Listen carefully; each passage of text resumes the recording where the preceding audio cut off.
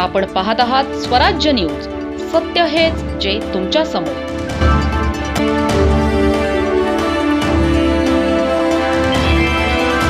धुळे जिल्ह्यातील शेतकऱ्यांना पीक विम्याचा लाभ मिळत नसल्याचा गंभीर आरोप करत क्रांतिकारी शेतकरी संघटनेने भारतीय कृषी विमा कंपनी अर्थात AIC विरोधात आक्रमक भूमिका घेतली आहे। पीक विमा कापूस हे महत्त्वाचं पीक आहे। कापूस या पिकाला पीक विमा भेटत नाही। इतर कांद्याला भेटला, इतर गोष्टींना कापूस महत्त्वाचं पीक आहे आणि बहुसंख्येने 95% लागवड कापसाची आहे। त्याच्यावर भारतीय कृषी विमा कंपनीची त्या कंपनी विमा द्यायला पाहिजे की नको, पण आपल्या जिल्ह्यात फक्त कांदे इतर पिकांना विमा तुटपुंजा विमा दिलेला आहे। त्यासाठी आपण जिल्हा कृषी अधिकारी या नात्याने या कंपनीवर गुन्हा दाखल करावा ही आमची क्रांतिकारी शेतकरी संघटनेच्या माध्यमातून सरकारला तुम्हाला विनंती आहे। जर कंपनी जर देत नसेल तर त्याला अधिकार तुम्हाला आहे की कंपनी गुन्हा दाखल करायला पाहिजे। यासाठी तुम्ही करू शकता ना। कालच बुलढाणा जिल्ह्यामध्ये कंपनीवर गुन्हा दाखल झाला।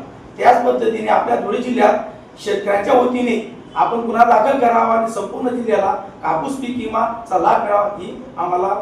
या संदर्भात संघटनेच्या वतीने जिल्हा कृषी अधीक्षक अधिकारी धुळे यांना निवेदन देण्यात आले। संघटनेच्या म्हणण्यानुसार जिल्ह्यातील शेतकरी आधीच आर्थिक संकटाचा सामना करत आहेत। शेती उत्पादनाचा वाढता खर्च, शेतीमालाला न मिळणारा योग्य भाव आणि वाढते कर्ज यामुळे शेतकरी अडचणीत सापडले आहेत। अशा परिस्थितीत पीक विमा ही शेतकऱ्यांसाठी मोठी आधार व्यवस्था ठरू शकते। मात्र अनेक शेतकऱ्यांना विम्याची रक्कम वेळेवर मिळत नसल्याची तक्रार करण्यात आली आहे। विशेषतः कापूस उत्पादक शेतकरी विमा लाभापासून वंचित राहिल्याचा दावा संघटनेने केला आहे। यामुळे भारतीय कृषी विमा कंपनीवर गुन्हा दाखल करण्याची मागणी निवेदनाद्वारे करण्यात आली आहे।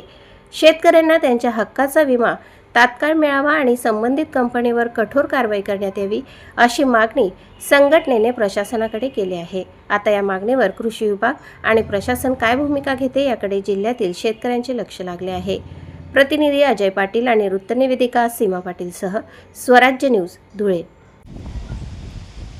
राम राम मंडळी, आज आम्ही धुळे जिल्हा कृषी अधीक्षक यांना निवेदन दिले की जे कापूस पिकासाठी 2 वर्षाचे शेतकऱ्यांना पीक विमा भेटलेला नाही, तर आम्ही विनंती करतो या छोट्या पिकाला मोठं करत आणि त्याच्यात नैसर्गिक आपत्ती आता आहेच। आता 19 जूनपर्यंत पाऊस नाही, तरी मागच्या वर्षी हीच परिस्थिती होती। जास्त पाऊस, पुढे लाल कपाशी, नैसर्गिक आपत्ती, एवढ्या अडचणी असूनही या शेतकरी मायबापाला पीक विमा मिळत नाही। त्यासाठी आज आम्ही क्रांतिकारी शेतकरी संघटनेच्या माध्यमातून जे बुलढाणा जिल्ह्यामध्ये शेतकऱ्यांना पीक विमा मिळत नाही म्हणून भारतीय कृषी विमा कंपनीवर गुन्हा दाखल झाला, त्याच धर्तीवर धुळे जिल्ह्यातील शेतकऱ्यांना पीक विमा मिळत नाही। त्याच प्रकारे कृषी अधीक्षक साहेबांनी आणि आपले धुळे जिल्ह्यातील सर्व लोकप्रतिनिधी, कारण की नेता आमचा शेतकऱ्यांचा पाहिजे, कारण की आम्हाला असं वाटतंय की शेतकरी नेताच शिल्लक नाही। कारण की शेतकऱ्यांविषयी कर्जमाफीवर न बोलणारा, ना पीक विम्यावर, ना नैसर्गिक आपत्ती, कुठल्याही विषयावर आमचे शेतकऱ्यांवर बोलणारा लोकनेता धुळे जिल्ह्यामध्ये शिल्लक राहिलेला नाही। जर असेल शिल्लक तर आम्हाला शेतकऱ्यांना पीक विमा मिळण्यासाठी कंपनीवर गुन्हा दाखल व्हायला पाहिजे।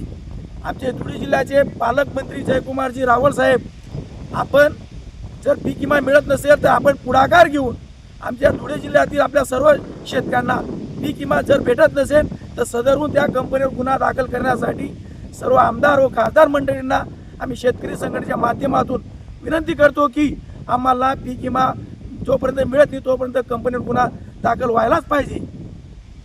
वंदे मातरम।